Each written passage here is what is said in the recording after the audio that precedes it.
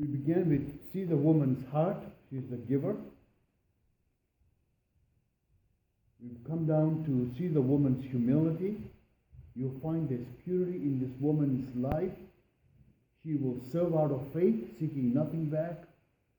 She was humble to receive the gift. That we will see what happens. Now you also need to know that she was a barren. That means, like I said, if you are a woman and barren in that part of the world at that time, you are regarded as worthless. Because if a woman could not bring son to carry on the husband's name, then really her value was not there. So as we read the section from verses 13, 14, 15 to 17, I just want you to follow God's word and see how the story unfolds.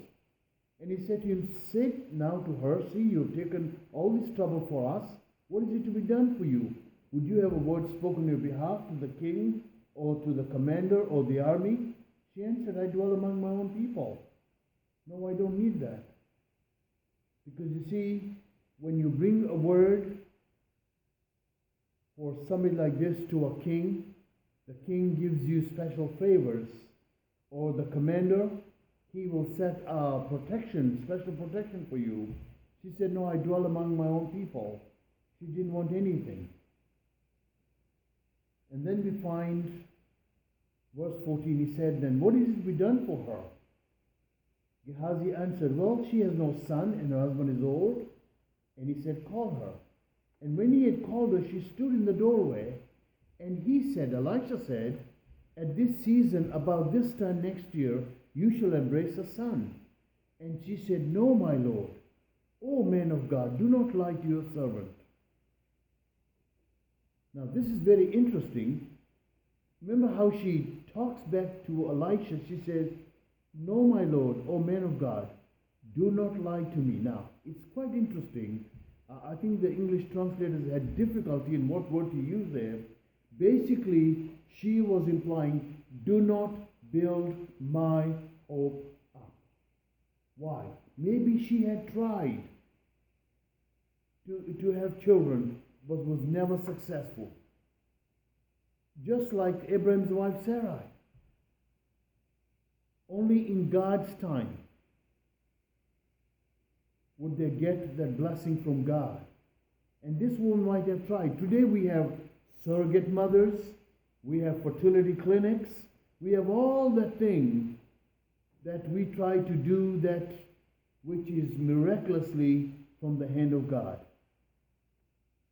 So when she says, "O man of God," how can she call him a man of God and then call him a liar at the same time? That's not what it is. But so just take your translation as it's given to us. What she's saying, do not disappoint me. Do not build my hopes up so that I'll be disappointed. Verse 17. But the woman conceived and she bore a son about that time, the following spring, as Elisha had said to her. So all of a sudden, this woman receives this wonderful gift of a child. Now she's a mother. She's a mother, and I'm sure they are celebrating. So here you see there is a family partnership, and I want you to know two things about this family partnership. First, there's a positive partnership, and second, there's a struggle with irresponsibility. But you see, now what happens, the tragedy comes to this home. And I want you to see how she handles tragedy. We see the woman's heart, a giver, see the woman's humility, purity. Now see how she handled tragedy with great dignity.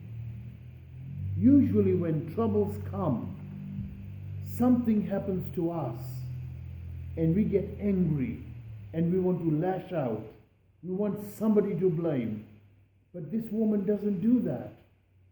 And I want you to see what really is happening here in this woman's life. First, there is the untimely death of her only son. And then I want you to see amazing wisdom in facing the tragedy. So let's follow the story. In 2 Kings chapter 4, verse 18. When the child had grown, he went out one day to his father among the reapers. And he said to his father, "Oh, my head, my head." The father said to his servant, "Carry him to his mother." And when he had lifted him and brought him to his mother, the child sat on her lap till noon, and then he died.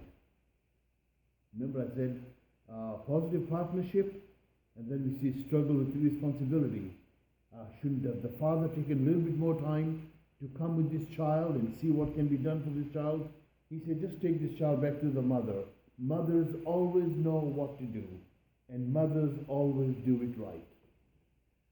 I sometimes enjoy when our grandchildren come to our home. What happens is, my wife will do certain things, and she's always under the great scrutiny of these three little heads, and they are so quick to correct their grandmother that she's not doing like their mother does it. So my wife has to learn the protocol their mother does, so that she does not break that protocol. It's quite interesting when I hear them saying, "Oh, they call her Awa." They say, "Awa, that's not how you do it. That's not how mom does it." So mothers, you will not realize how much influence you have over the lives of your children, whether they are little child or whether they are grown men and women. So let's see what happens here. The child seems to suffer from, some commentators said it could have been sunstroke, because the part of the world, the heat, and maybe the child had sunstroke and then died. So verse 20, when he had lifted him up and brought him to his mother, the child sat on her lap till noon, and then he died. And she went up and laid him on the bed of the man of God, and shut the door behind him and went out. What an interesting way. Was she grieving? Did her grieving take her to the place where she just wanted to shut it out of her life? No, let's follow the story and see. Remember I said, see how she handled tragedy. We are told, after she had laid him on the bed of the man of God and shut the door behind him and went out. Verse 22. Then she called her husband and said, "Send me one of the servants and one of the donkeys, that I may quickly go to the man of God and come back again." Now, Elisha might have been somewhere like 20 miles away from where this woman was. Verse 23. And he said, "Why will you go to him today? It's neither new moon nor Sabbath." She said, "All is well." Maybe she didn't want to trouble her husband. Maybe she knew that it'll take faith to find the man of God and bring her case before God. Remember I said, I want you to see how she handled tragedy with great dignity. And God in His grace has shown me quite a few mothers facing great tragedy. And yet, those godly women, those godly mothers, would allow God to hold them up.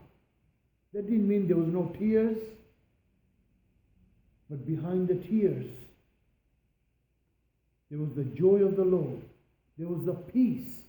There was the strength that He would leave me wondering. He said, how do they do it? And that is what I want you to notice in this Shunammite woman's life. What kind of a mother she was. Remember I said, focus priorities. Our priorities, mold our living, family partnerships, and faith persuasion. I want you to see how she reached out to God. She tells her husband, all is well. No, she's got a dead child laying on the bed of the prophet Elisha. But she doesn't stop there. She goes to look for Elisha, the man, the prophet of God. So we follow the story in verses 24. I want you to see how she reached out to God. Here, her faith seems to kick into gear. See how she reached out to God. Great tragedy. She will handle this tragedy with great dignity. But then I want you to see how she reached out to God by faith. She sought God's face in her trouble. And then she waited for God to bless her. 2 Kings chapter 4, verse 24. Then she saddled the donkey and she said to her servant, urge the animal on. Do not slacken the pace for me unless I tell you. So she set out and came to the man of God at Mount Carmel. When the man of God saw her coming, he said to Gehazi, his servant, look, there is the Shunammite. Run at once to meet her and say to her, is all well with you? Is all well with your husband? Is all well with the child? And she answered, all is well. Boy, would I love to meet this woman. Verse 27. And when she came to the mountain, to the man of God, she caught hold of his feet. And Gehazi came to push her away, but the man of God said, leave her alone, for she is in bitter distress, and the Lord has hidden it from me and has not told me. Then she said, did I ask my Lord for a son? Did I not say, do not deceive me, or do not build my hopes? What a question. What a confrontation. But I want you to see with dignity and faith, she comes to one who will find an answer for her only son. And then also I want you to see, as a mother, she knew where to go. Where to go to find real answer and even maybe healing for her son. Fifthly, I want you to see how God blessed her in an awesome way. This woman was surrendered. The gift God gave her strengthened her faith. And then I want you to know, God blessed this mother. In 2 Kings chapter 4, verses 29, he said to Gehazi, this is Elisha, tie up your garments and take my staff in your hand and go. If you meet anyone, do not greet him. And if anyone greets you, do not reply. And lay my staff on the face of the child. Now, you're saying, why was that important? Well, Elisha noted the woman's distress. But Elisha also knew his God. So Elisha wants this woman also to realize that this is God omnipotent. This is God who created heavens and earth. This is a God who can do the unthinkable. So there goes Gehazi with the staff of Elisha to place it on the child. Verse 30, then the mother of the child said, as the Lord lives and as you yourself live, I will not leave you. So he arose and followed her. I want you to note in that verse what she's saying.